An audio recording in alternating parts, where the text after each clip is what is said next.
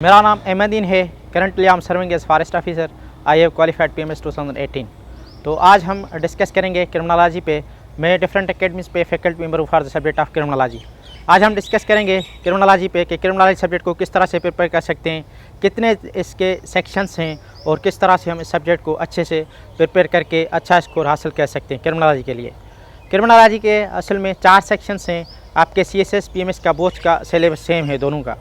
हमारे पास ये subject 100 marks का सब्जेक्ट है, जिसकी जो पासिंग मार्क्स हैं 33 हैं। 20 आपके MCQ हैं, 80% या 80 मार्क्स आपकी जो हैं रिटन थियोरेटिकल। किस तरह तैयारी कर सकते हैं, क्या इंपॉर्टेंट एरियाज़ हैं, कौन से सेक्शंस हैं जिनको हम ज़्यादा फोकस करके इस सब्जेक्ट को अच्छे से तैयार कर सकते हैं।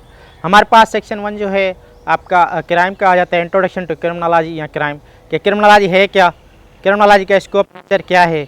उसके बाद क्राइम की नेचर पढ़ते हैं, nature of the crime, types of crime, types of criminals और theories related to the crime कि कौन सी थ्योरीज रिलेटेड हैं क्राइम से। ये बहुत ज़्यादा इंपॉर्टेंट सेक्शन है जिसमें आपने थ्योरेटिकल पर्सपेक्टिव लाजमी करना है, क्योंकि हर एक सेक्शन में जो क्वेश्चन आता है आपने हर एक क्वेश्चन में अपना थ्योरेटिकल पर्सपेक्टिव लाजमी लिखना है, थ्योरीज को डिफ़ाइन करना है, थ्योरीज को रिलेवेंट करके आपने रिलेट करके आपने क्वेश्चन को जो भी आप आंसर कर रहे हैं उसको वेल जस्टिफाई करना है with reference of the theories that are given by the scholars of the.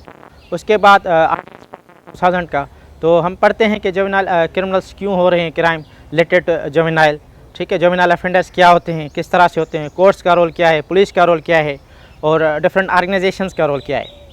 Section जो 3 है हमारा वो आ जाता है क्रिमिनल इन्वेस्टिगेशन से कि उसके प्रिंसिपल्स क्या हैं। ये आपका फर्स्ट क्वेश्चन है, आप देखेंगे लास्ट 5 to 6 ईयर्स में ये क्वेश्चन बार बार पूछा गया है कि what are the principles of criminal investigation.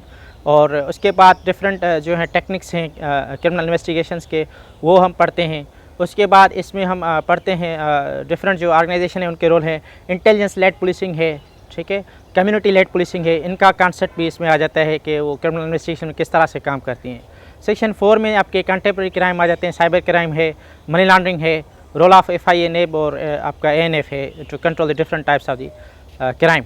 हम इस सब्जेक्ट में देखते हैं कि जो है कैंडिडेट्स क्यों फेल होते हैं। कुछ अहम वजूहत होते हैं कि वो जो है जनरल लिख रहे होते हैं, लाइकली कि करंट अफेयर का आपने पेपर उठाया हुआ है और वही उसमें काजेज़ लिख रहे हैं कि ये काजेज़ हैं, पावर्टी है, इस तरह से क्राइम जो है बढ़ रहा है, मगर आप उसमें थ्योरेटिकल पर्सपेक्टिव नहीं देते हैं कि ये अगर क्राइम हो रहा है, फॉर एग्जांपल पावर्टी है, पावर्टी जो है ब्रिंग करती है फलां क्राइम्स आ रहे हैं, तो आप वहाँ पे पर्सपेक्टिव बताएंगे कि सोशल डिसऑर्गेनाइजेशन थ्योरी के ये पर्सपेक्टिव उसमें है, क्रिमिनल पर्सपेक्टिव या थ्योरेटिकल पर्सपेक्टिव जो है आपने बताना होता है, या आपने हर एक क्वेश्चन में थ्योरी को अप्लाई करना होता है। आपने हर एक क्वेश्चन में अपना लीगल सजेशन या लीगल आप देखते हैं कि कौन से कानून मौजूद हैं in order to control this crime, वो किस तरह से काम करते हैं, क्राइम कंट्रोलिंग एजेंसीज़ का क्या रोल है।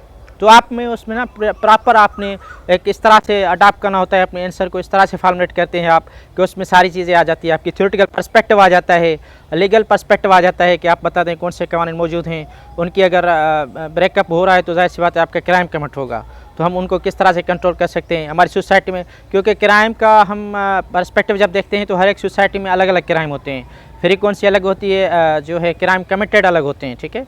तो हम देखते हैं कि किस तरह का क्राइम है, कौन सी लोकेशन में है, क्या फ्रीक्वेंसी है, काजेज़ क्या हैं, जो लोग क्राइम कमिट कर रहे हैं वो सोसाइटी के किस ग्रुप से हैं।